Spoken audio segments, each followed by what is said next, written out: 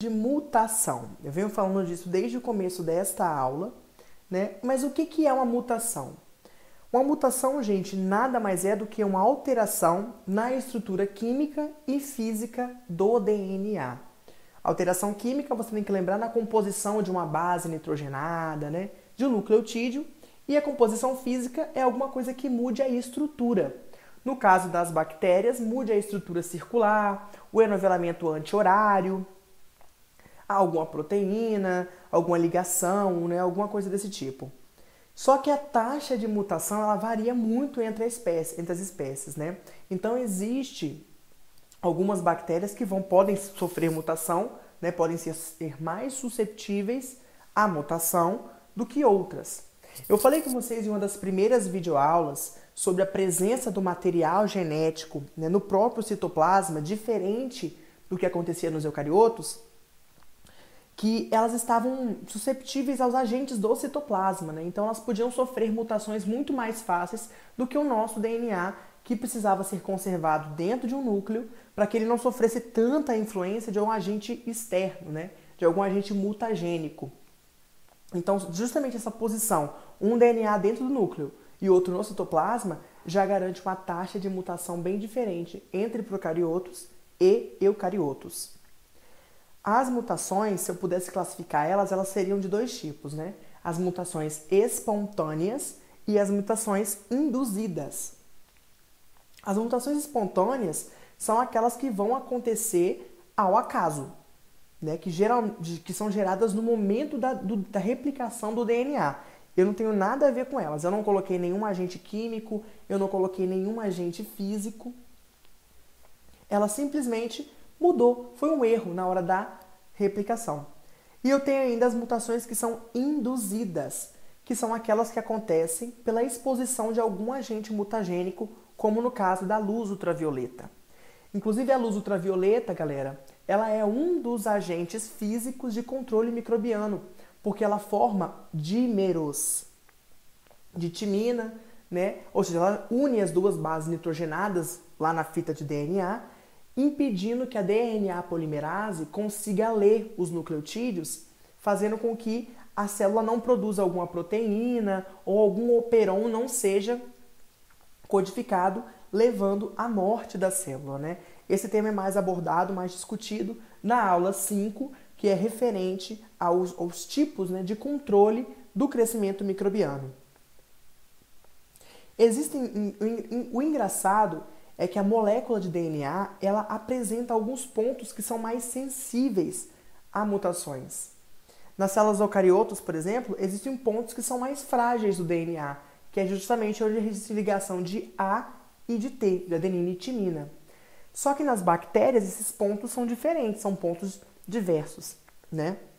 E esses pontos que são mais sensíveis às mutações, eles são chamados de pontos quentes, para você perceber que existe, né, já uma facilidade na parte da mutação. Eu gostaria de acrescentar aqui ainda dois conceitos, que é o conceito de gene induzido, né, que são genes induzíveis, e ainda o conceito de genes reduzíveis. Vamos entender um pouquinho disso aí. Gente, esses genes aqui são muito interessantes, né, na parte da mutação e na replicação também da própria bactéria. O que acontece? Genes induzíveis são aqueles genes que só vão se expressar na presença de alguma substância. Por exemplo, eu tenho um gene, mas ele só vai funcionar na presença de lactose. Ele vai conseguir fermentar aquele açúcar, né? Só que para ele se expressar, eu preciso da presença da lactose. Né? Mas isso acontece com diversas outras coisas, né? Alguma substância presente no meio. E eu tenho ainda aqueles genes que são classificados como reduzíveis, que são aqueles genes que, ao contrário daqueles que são induzíveis, na presença de alguma substância, eles são inibidos, ok? Isso é um tipo de gene. Não entra dentro de mutação, mas é uma parte genética importante para a gente saber. Imagina se eu tenho uma mutação nesses genes induzíveis, né, que na presença de uma substância eles deveriam produzir alguma coisa que vai proteger a bactéria, eu eu não, essa mutação altera essa função do gene e a bactéria acaba sendo levada para a morte. Agora nós entramos nas 3 principais formas de variabilidade genética da bactéria. Gente, as bactérias, os procariotos, eles se reproduzem por reprodução assexuada, porque não acontece formação de esporo, a formação de gametas, né, ou coisa do tipo. A primeira forma de variabilidade genética, de transmissão de material genético, é por meio da transformação, que nada mais é do que a recombinação de um rearranjo dos genes que permite que eles sejam organizados de forma diferente, assim como as mutações também contribuem para a variabilidade. Transformação é quando eu tenho uma célula, né, e essa célula bacteriana ela consegue pegar fragmentos do DNA de outra bactéria que estavam no meio. Faz parte de um tipo de recombinação. Isso garante variabilidade genética para a minha bactéria. Essa primeira forma de transformação foi observada nesse experimento aí realizado com os camundongos, né? O médico, o laboratorista que estava performando esse experimento, ele colocou uma bactéria que produzia uma doença, era uma bactéria que possuía cápsula, e o resultado que ele obteve foi o ratinho morto. Depois ele fez esse mesmo experimento com bactérias que não possuíam cápsula, e ele percebeu que o ratinho continuava vivo. Então depois ele fez uma injeção, né, das bactérias que não possuíam cápsula e daquelas bactérias que possuíam cápsula, só que ele colocou essas bactérias em um único meio, né? Algumas bactérias já estavam mortas e tudo mais, e ele percebeu que esse ratinho morreu. Depois ele foi pegar a amostra do sangue desse ratinho e ele percebeu que existiam bactérias que antes não tinham cápsula que passaram a possuir cápsula, porque ela foi uma bactéria transformada. Ela conseguiu pegar um fragmento de DNA que não era dela, ok? E que estava no meio externo. A transformação, ela só acontece se a minha bactéria ela chegar num estado fisiológico denominado estado de competência, que é quando ela começa a produzir algumas enzimas, né, que vão ser responsáveis por conseguir pegar esse DNA e colocar ele, né, no genoma da bactéria receptora. Essas enzimas são as enzimas de competência. Se a minha bactéria não possui essas enzimas, ela não é capaz de realizar transformação. E qual a importância da transformação, né? A minha bactéria ela começa a ter capacidades que antes ela não tinha, como a própria formação, como a própria formação de cápsula, como a mudança de cor e assim sucessivamente. Então é uma coisa que garante a formação, garante a variabilidade genética, né, da bactéria, porque é um novo genoma que está sendo incorporado nela. Uma coisa interessante que a gente tem que lembrar é o seguinte, tá? Uma molécula de DNA é uma macromolécula, né? Então ela não consegue passar na forma de dupla fita pela membrana da célula, né? Então é só apenas um filamento dessa dupla fita que entra para o interior da bactéria. E ele entra porque existem na membrana da célula bacteriana proteínas ligadoras de DNA que pegam esse filamento, jogam para o citoplasma e aí ele então incorporado no genoma da bactéria. Essas enzimas, por exemplo, do estado de competência, elas vão fazer com que a parede ela se torne mais permeável às moléculas de DNA. Então você percebe que é um estado fisiológico que precisa acontecer, senão a minha célula bacteriana não é capaz de realizar transformação. Entendido?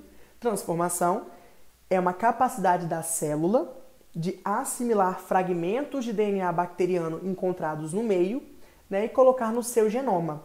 Só é possível se a célula, se a bactéria estiver num estado de competência, que é um estado fisiológico, que só é possível pela presença de enzimas de competência que vão garantir que esse DNA encontrado no meio seja assimilado pelo genoma bacteriano.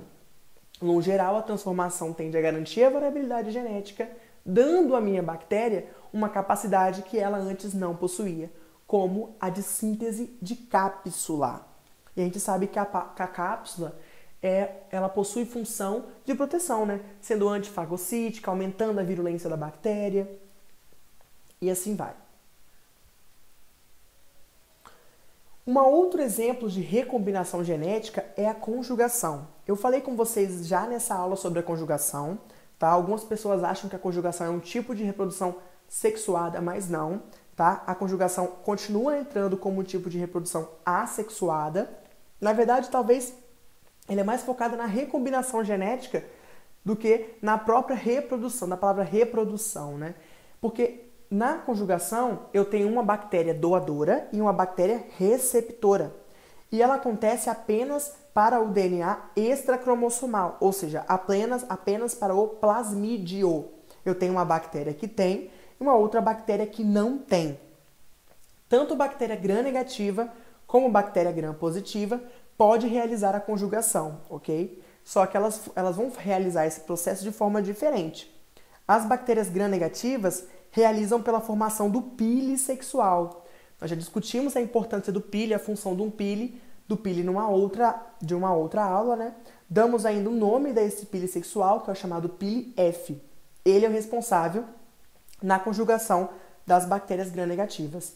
As bactérias gram-positivas não usam de pile para conjugação, né? Mas sim, elas criam moléculas de aderência que vão formar uma ponte de conjugação, uma ponte citoplasmática, permitindo o fluxo de um plasmídio de uma célula para outra. Nós vimos também nessa aula de genética bacteriana que esse pile F, esse pile sexual, né, ele é transmitido, só que ele precisa de alguns fatores, né, ele precisa de um fator para que ele seja transmitido, assim como eu falei com vocês do plasmídio de resistência, né? Então, assim, nem toda bactéria consegue transmitir esse plasmídio que vai garantir a reprodução, a bactéria fazer conjugação, ok? Não são todas as bactérias que realizam conjugação, assim como não são todas as bactérias que realizam transformação. O evento de conjugação ele é dividido em 4 etapas básicas, né? A número 1 é a formação de uma união específica doador-receptor. A segunda acontece uma preparação para a transferência do DNA. No terceiro, nós temos a transferência do DNA, mas qual DNA é esse? DNA extracromossomal, né? O plasmídio. E o quarto, né? Por último, a formação de um plasmídio funcional, né? Que vai conseguir sintetizar proteínas no receptor. Tranquilo? Então, tanto conjugação como transformação são eventos de recombinação genética. Por último, né, nós temos o evento de transdução. A transdução ela é um evento que conta com a participação de um bacteriófago, tá? De um fago. O bacteriófago é um vírus que infecta apenas bactérias. Logo, ele é um vírus de DNA.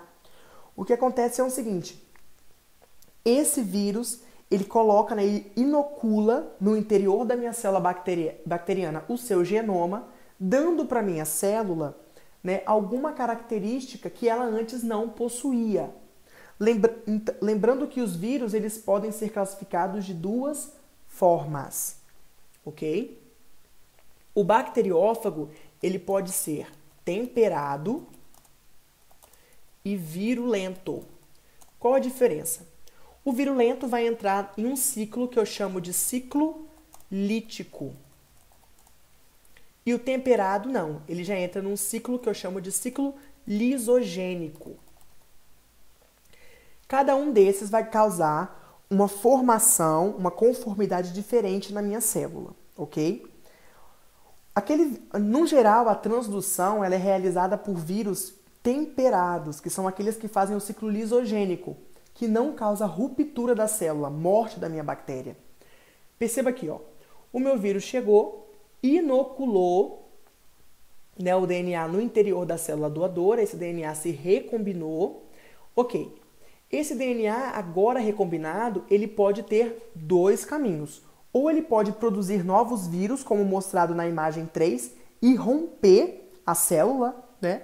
Ou ainda ele pode ficar no interior do genoma bacteriano e a célula se dividir livremente, como que é o que acontece no número 5. Né? O vírus injetou o DNA, a célula produziu novos vírus e esse vírus disseminou esse material genético para novas células, né? Porque esse vírus formado, ele possui DNA da bactéria também. Só que a transdução, no geral, ela é mais realizada por vírus temperados, né? O que significa que o ciclo é lisogênico, não acontece a lise da célula, a célula continua viva, sendo ainda mais vantajosa. Mas você pode encontrar também a transdução sendo realizada por vírus virulento, que é o que o próprio autor Trabulsi, de microbiologia, ele descreve nesse momento de transdução falando justamente que esse é o processo mediado por vírus, né? O DNA da bactéria ele é incorporado num vírus e esses novos vírus conseguem levar essas cópias do DNA para outras bactérias. A transdução ela pode ser generalizada ou especializada, né? Ou seja, ela pode acontecer de um gene inteiro, né? De qualquer gene, ou ainda de genes específicos, sendo chamada de transdução especializada. Ok? Então, transdução é uma recombinação gênica que conta com o auxílio de um bacteriófago. Os bacteriófagos podem ser de dois tipos, temperado e virulento. O temperado vai entrar no ciclo lisogênico, que é o quê? Incorporar o seu material genético no genoma da bactéria e ela vai se dividir tranquilamente, sem romper, não é formado novos vírus, como da figura 5. Ou ainda, o bacteriófago ele pode ser da forma virulenta, que entra no ciclo lítico, incorporando o seu DNA no genoma da bactéria, obrigando ela a produzir novas formas de vírus, rompendo a bactéria, matando a bactéria, ok? É mais comum que a transdução aconteça no ciclo lisogênico, ou seja, através de bacteriófagos temperados, mas ela também pode acontecer, né, através de bacteriófagos virulentos, e aí o ciclo lítico permite que o genoma da bactéria seja disseminado por outras bactérias, por outras células.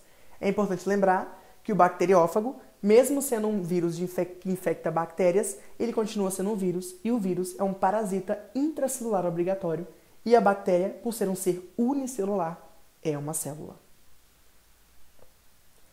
Bom, gente, eu espero que vocês tenham entendido, né, esse tema 4 de genética, que é a genética bacteriana.